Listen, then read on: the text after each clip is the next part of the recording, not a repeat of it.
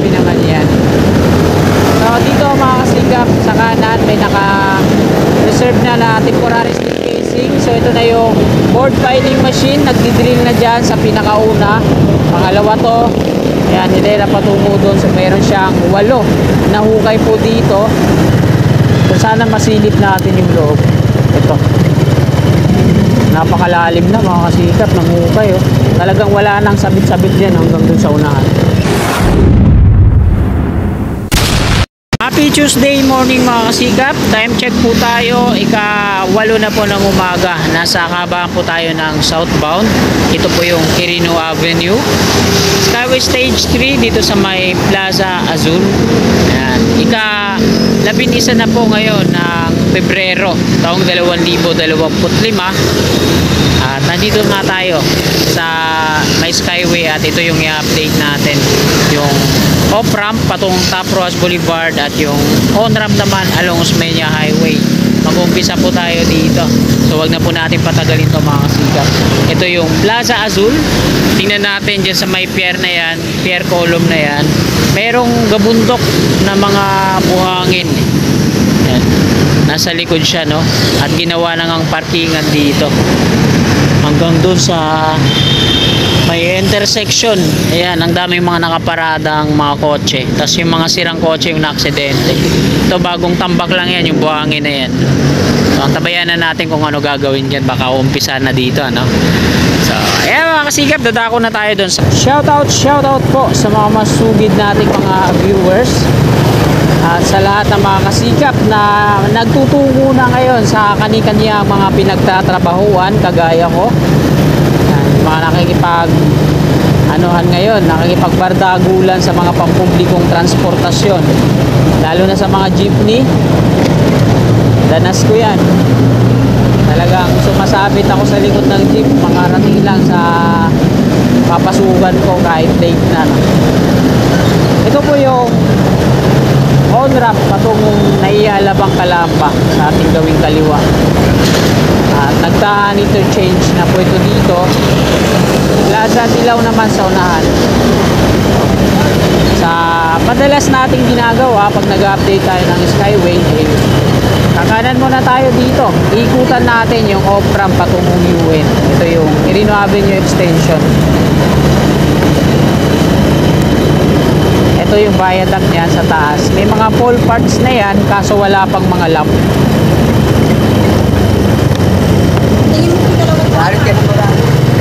So ito yung mga kasikap,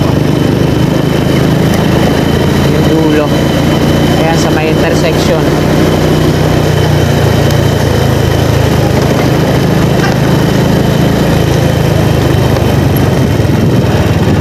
Kita naman natin mga kasikap na wala pang progreso, no?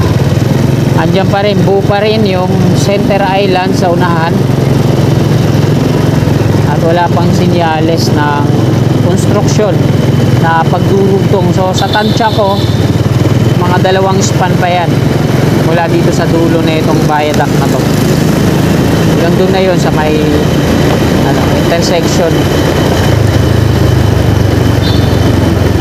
Plaza Dilaw, ang daming mga estudyante, oh, nandun sa loob. Mga estudyante ba yan, oh, nagja-jogging. Nagja-jogging.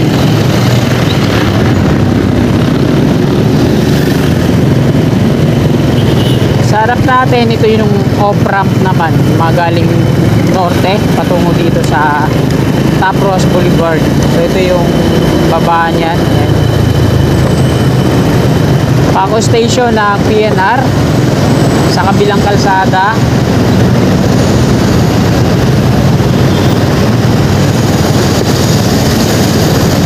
At yan naman sa unahan, sa may stoplight, ito naman yung Pedro Hilly Street.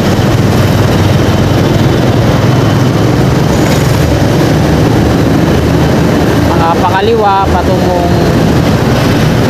Santa Ana, Manila. Hindi na tayo nakahabol. Mga galing ano yan, Ermita,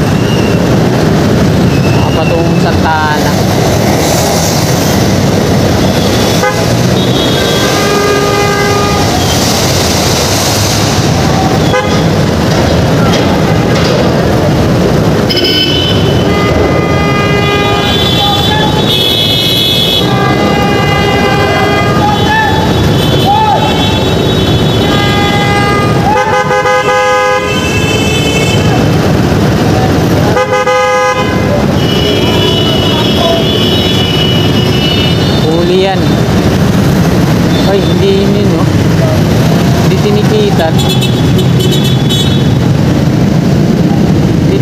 tinigitan.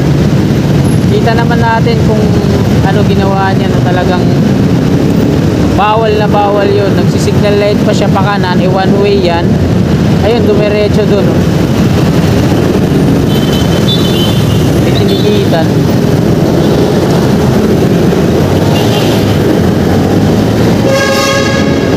Grabe naman yan. So dito mga kasigap, sa kanan may naka-reserve na temporary steel casing. So ito na yung board filing machine, nagdidrill na dyan sa pinakauna. Pangalawa to, ayan, hindi na patungo doon. So mayroon siyang 8 na hukay po dito. Ayan po yung construction ng off-ramp patungong Top Rojas Boulevard.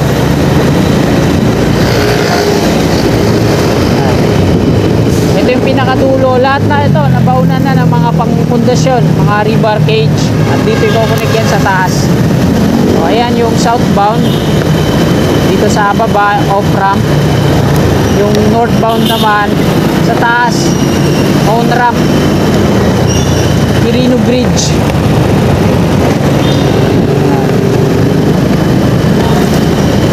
So nasa ilalim tayo ng viaduct ng on-ramp, off-ramp.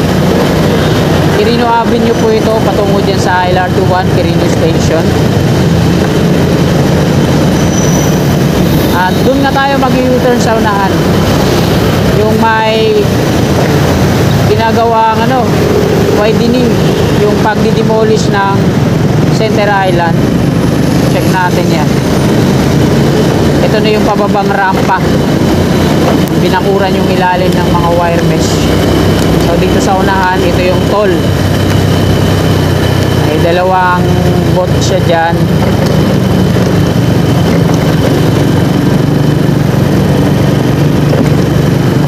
Exit lang po ito dito, no? At San Marcelino Street na po yan dyan sa may stoplight. At mula dyan yung Center Island na dinidemolish hanggang dun sa may Leon Ginto Street.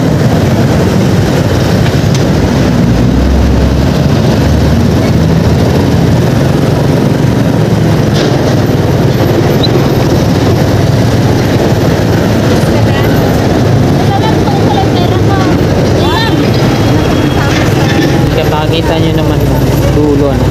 May mga nakabakod na asul na lona. Mamaya silipin natin yung loob kung ano na yung progress dyan, kung na-pouring na ba, naipantay na dito sa pavement o hindi pa. Sa unahan, yan yung Quirino Station ng LRT1 patungong Top Rojas Boulevard.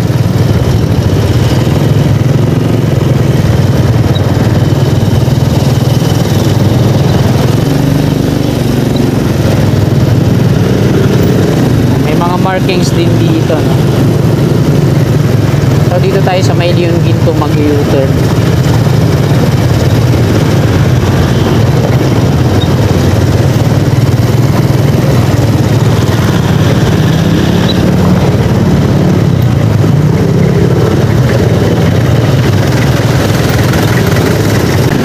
Kaliwa na tayo dito. Sana masilip natin yung loob. Ito, napakalalim na mga kasikap ng hukay, oh. Talagang wala nang sabit-sabit yan hanggang dun sa unahan. May gwardiya dun papalapit. Diretso na tayo. Kaya po yung update ngayon dito sa Center Island.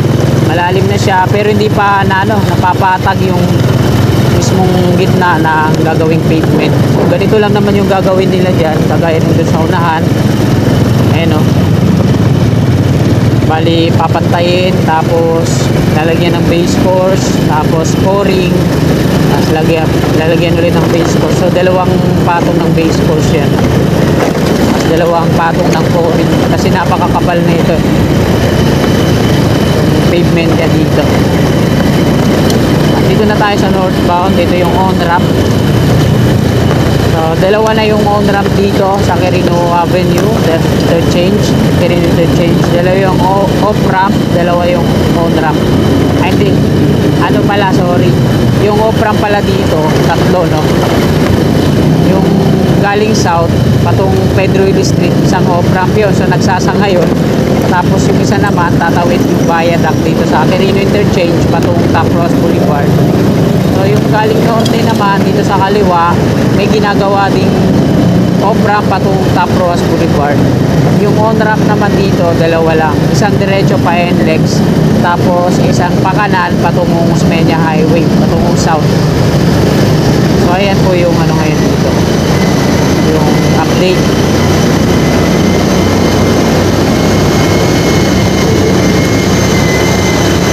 At kakanan na tayo dito. So ito yung on-ramp patungong south along Osmeña Highway sa taas. Yung pakanan na putol na yan. Ayan, oh. Ayun yung sasalo, yung mga pier na yun, mga pier column na yan. Quirino Interchange ulit tayo. At syempre kakanan na tayo dito.